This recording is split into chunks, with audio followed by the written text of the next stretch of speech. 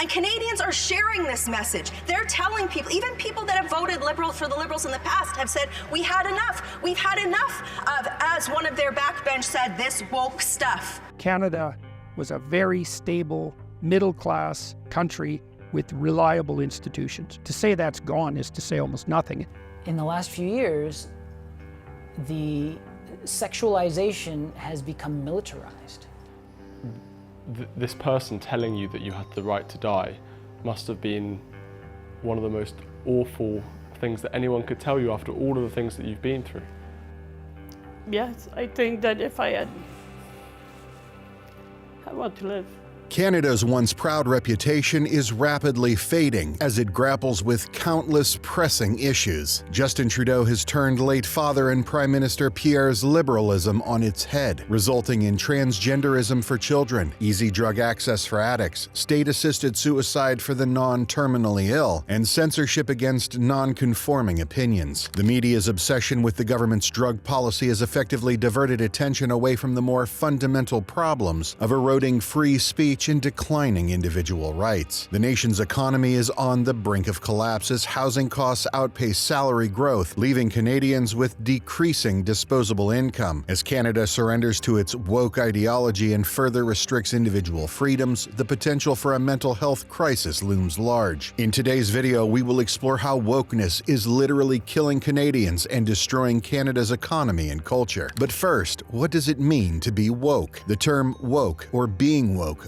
originated within the Black American community decades ago, initially signifying social and political awareness of injustices. Over the past 2 decades, it has become more widely used, partly due to the Black Lives Matter protests in the United States. Currently, the Merriam-Webster Dictionary defines woke as an adjective describing someone aware of and actively attentive to important societal facts and issues, especially issues of racial and social justice. However, this term has become involved in America's culture wars, changing to mock those perceived as overly or superficially committed to advocating for equality or other social issues. This backlash is also extended northward, as seen when former Conservative leader Erin O'Toole used the term in 2020 during a video call with young Conservatives, discussing a plan to rename Ryerson University due to its namesake's association with residential schools. Following O'Toole's leadership, Poilievre has eagerly embraced the term. Woke has one purpose, only one purpose. Plenty of pretexts, but only one purpose: control. It is designed to divide people by race, by gender, by ethnicity, by religion, by vaccine status, and any other way that they can divide people into groups, because why? Then you can justify having a government to control all those groups. Canada's landscape is filled with a growing influence of wokeism. The country is becoming more diverse, with an increasing number of immigrants, refugees, and people of color. This diversity brings new perspectives and challenges, leading to a greater focus on social justice and inclusion. Furthermore, the United States plays a significant role in shaping global social discussions, and the concept of wokeness is no exception. Canadian media, social platforms, and pop culture are strongly influenced by American trends, contributing to the spread of woke ideas and language. Digital platforms have also expanded the spaces and discussions around these ideas, but a major reason for the rise of wokeism is the political landscape in Canada. Under the leadership of Justin Trudeau, the Liberal Party has embraced a progressive agenda with a strong focus on social justice. But unfortunately, this so-called romance with progressiveness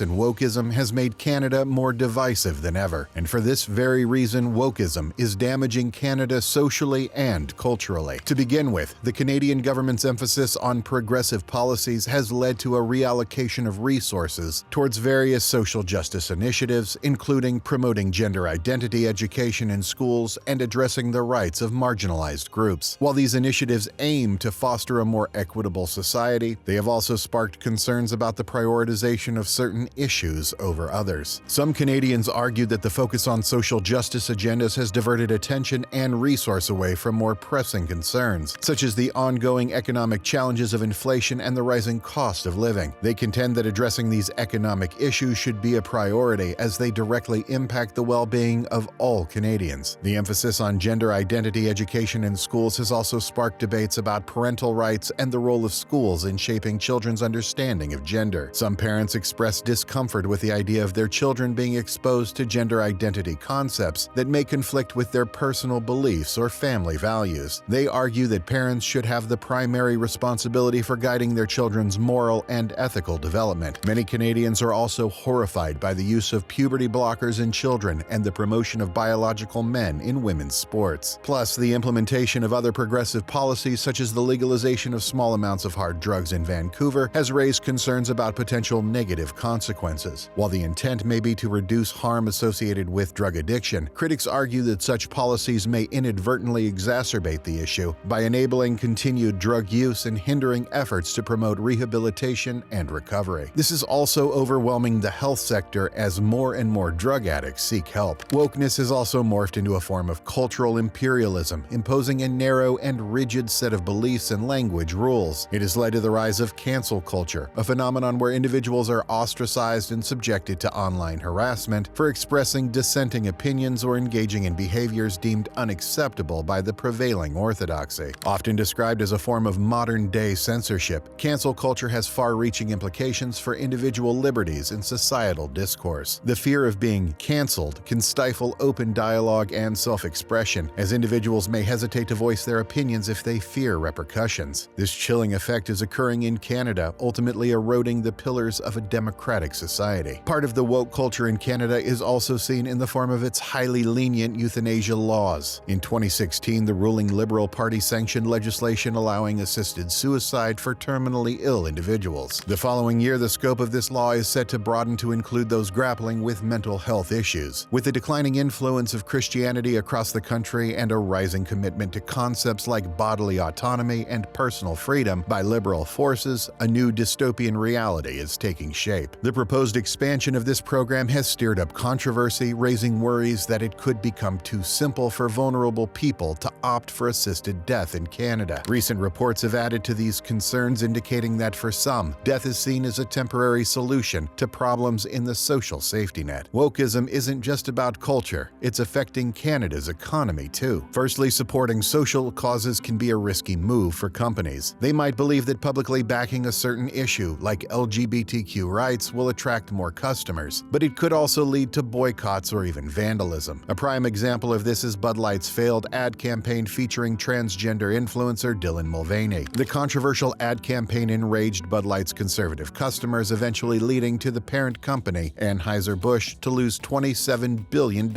in market value. The same goes for companies with a clear anti-woke stance. They might gain customers who share those values, but they'll lose others who don't. This results in smaller markets and less economic efficiency for those companies. Secondly, focusing too much on appealing to customers' social values means less attention on the actual product or service. NHL Commissioner Gary Bettman banned teams from wearing socially themed warm-up sweaters, calling it a distraction. Thirdly, there's a potential loss of economic efficiency. Economists like things to be efficient, where goods and production factors are used in the most valuable ways and waste is minimized. Anything that messes with this, like poor regulations or politically motivated subsidies, leads to poorer economic results. Changing spending habits based on a company's stance on social issues is one of these distortions. While customers might feel good supporting a business that shares their values, if the decision isn't based on price or a better product, it's an economic distortion. The growing emphasis on social injustice initiatives under the umbrella of wokeness is also leading to overtaxation. As governments prioritize funding social justice programs and initiatives, there has been a noticeable rise in taxes for individuals and businesses. The rise of wokeness has also contributed to a noticeable increase in the cost of living in Canada. One example is the recent implementation of mandatory diversity and inclusion training for businesses across Canada. This training has been costly for businesses to develop and implement. Plus, businesses have faced additional expenses in adapting to new social norms, such as providing gender-neutral restrooms and offering more flexible work arrangements. These costs have been passed on to consumers in the form of higher prices for goods and services. The dark end of wokeism is hanging over Canada, acting as the final blow to its trade prosperity. The idea of being progressive, once praised, is now revealing a sinister reality. In return, Canada is experiencing the troubling promotion of transgenderism among children, making it easier for addicts to access drugs, supporting state-assisted suicide for those not terminally ill, and enforcing harsh censorship against unpopular opinions. This direction raises serious concerns about the societal cost of embracing embracing such ideas, painting a gloomy picture of the nation's future. If you like this video and want to learn more about one of the reasons Canada is considering universal basic income, check out this video here. And if this video brought value to you, please consider liking, subscribing, and sharing the video. Thanks for watching.